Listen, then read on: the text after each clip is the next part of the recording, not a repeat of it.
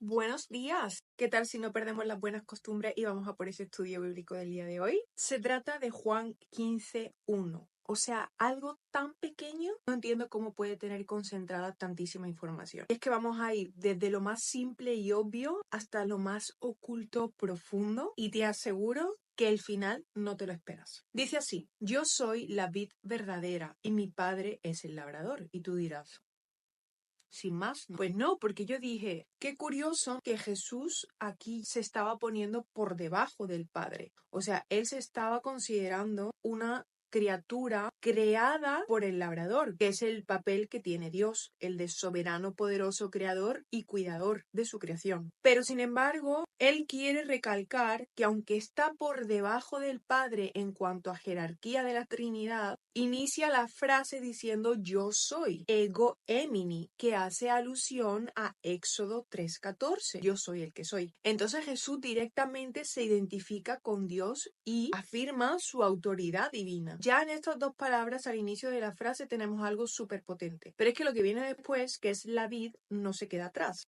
Ampelos. Y es que resulta que Israel era comparada normalmente con la vid, pero fallaba en dar su fruto. ¿Y por qué dice Jesús que Él es la verdadera? Porque Él sí que cumple esa producción de frutos que Israel no llegó a dar. Él sí es lo que Israel no llegó a hacer. La palabra que usa para verdadera es aletine, que tiene una connotación tanto de autenticidad como de fidelidad. Es decir, Jesús dice que Él es quien es. O sea, primero dice, soy Dios, pero soy la vid, pero estoy por debajo de mi Padre. Y quiero que sepa que yo soy la única y legítima vid que produce el fruto deseado por Dios. Nadie se compara a mí. Y luego dice, y mi padre es el labrador. Más adelante vamos a profundizar bien en la palabra labrador porque no se utiliza mucho y tiene como una connotación esotérica, vamos a decir así. Pero bueno, su significado es agricultor o viñador. Jesús siempre habla un lenguaje que él sabe que las personas que le escuchan van a entender. Y es que en la antigua Palestina la viticultura era una práctica súper común, algo como muy familiar para los judíos. De hecho, la vid estaba representada en el templo de Jerusalén con una estatua de vid de oro.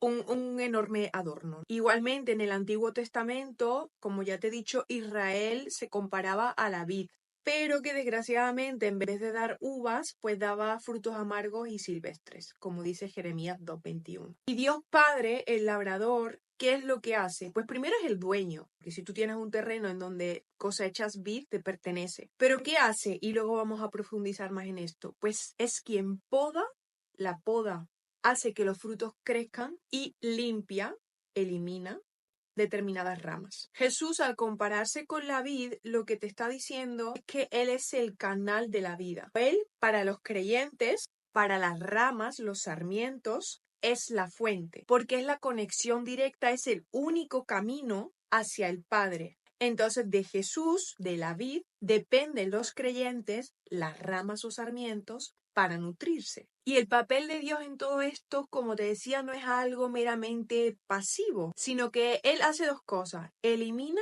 y fortalece. Y te digo que luego vas a entender esto con relación a Apocalipsis y al juicio final. Es mucho más importante de lo que te piensas. Y con todo esto también Jesús lo que estaba diciendo es que el pueblo de Dios no es meramente Israel, porque ya estaba diciendo que Israel no es la vid verdadera, cuanto al linaje físico, sino que el pueblo de Dios son aquellos que tienen una unión con Él, con Cristo. Los sarmientos, las ramas que están unidas a la vid, a la verdadera, que es Jesús. Últimamente está viendo a muchos detractores de la divinidad de Jesús, un tema que me resulta apasionante, como hay versículos bíblicos en los que cuestionan que esto así sea. Pero bueno, aquí por ejemplo ya vemos cómo Jesús admite la Trinidad, o en este caso su divinidad, pero en su relación de dependencia. Entonces, si hay una dependencia, hay una Trinidad. Él dice que Jesús es el medio, el camino, como él ya ha dicho muchísimas veces, que el Padre es un cuidador amoroso, quien supervisa, dirige y garantiza que los frutos se lleven a cabo, porque al final es la finalidad misma de un viñedo, ¿no? Pero es que hay más, y te diría que lo más interesante de absolutamente todo, porque esto es como que un poco evidente, pero lo que vamos a ver ahora es súper profundo. Son 5 puntos.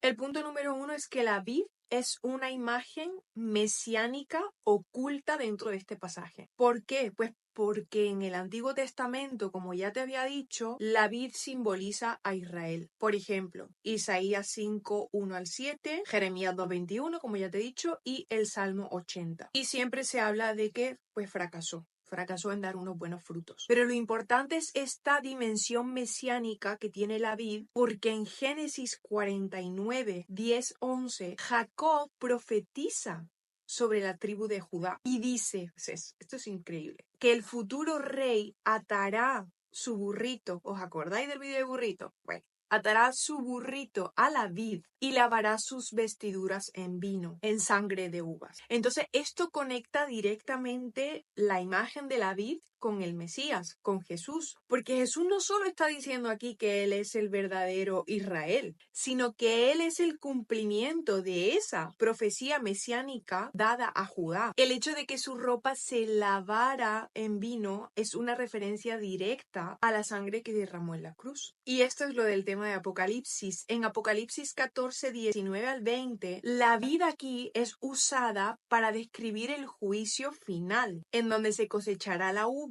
para ser pisada en el lagar de la ira de Dios. Entonces, solo quien haya estado en la vid verdadera, ¿que quién es? Dímelo tú.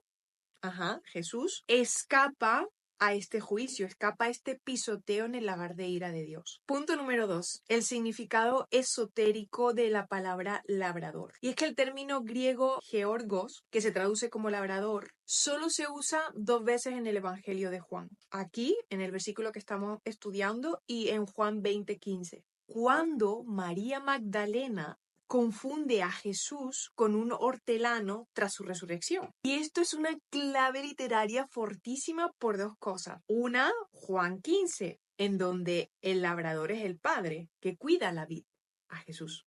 Pero en Juan 20, el resucitado Jesús, confundido con el jardinero o el hortelano, sugiere, es increíble, que él es ahora el nuevo Adán, que restaura el Edén. Porque no sé si te acuerdas, pero Dios puso a Adán en el jardín y le dijo, lábralo. Esto lo puedes buscar en Génesis 2:15. Entonces, en Cristo, el jardín, el mundo, está siendo restaurado en su propósito original, lo que no logró hacer Adán. Si esto no te pareció bastante, vamos con el punto número 3. Y es que la poda, que te digo que hace el labrador, que es Dios, representa un proceso de muerte y de resurrección. ¿Por qué? Porque en la vid se cortan las ramas con 2 propósitos. Una, eliminar por completo las estériles y 2, fortalecer a las que sí son fértiles. Pero claro, en la lógica humana, pues tú dices algo que ya funciona, algo que da fruto, pues ¿para qué lo voy a recortar, no? Pero fíjate aquí que algo para que dé un fruto todavía más bueno, más lleno de nutrientes, necesita ser quebrantado, cortado, para poder producir más. El sufrimiento y la poda forman parte de este proceso de crecimiento que viene de la mano de Dios. Y el apoyo bíblico que tengo para esto es Juan 12:24, en donde Jesús dijo, de cierto os digo, que si el grano de trigo no cae en la tierra y muere,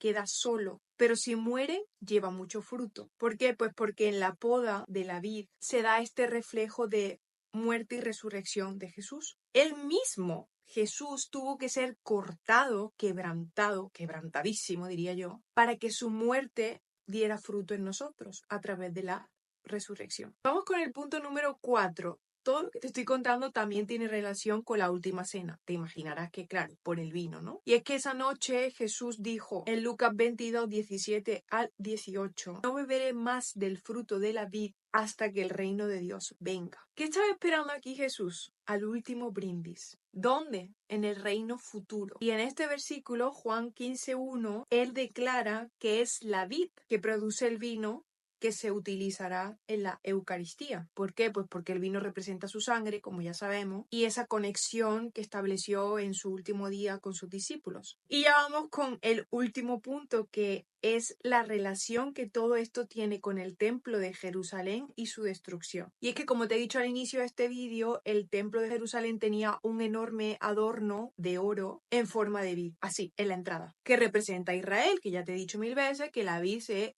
equiparaba al pueblo de Israel, pero que sus frutos no eran buenos. Cuando Jesús dice yo soy la vid verdadera, Él está declarando que reemplaza el templo físico como lugar donde habita la presencia de Dios. Ahora de nuevo, Él es el camino, la vid, es que es increíble, para acceder a Dios. Ya no es un lugar, ya no es la arca de la alianza, ya no es el templo de Jerusalén, es Jesús. Jesús es el tabernáculo.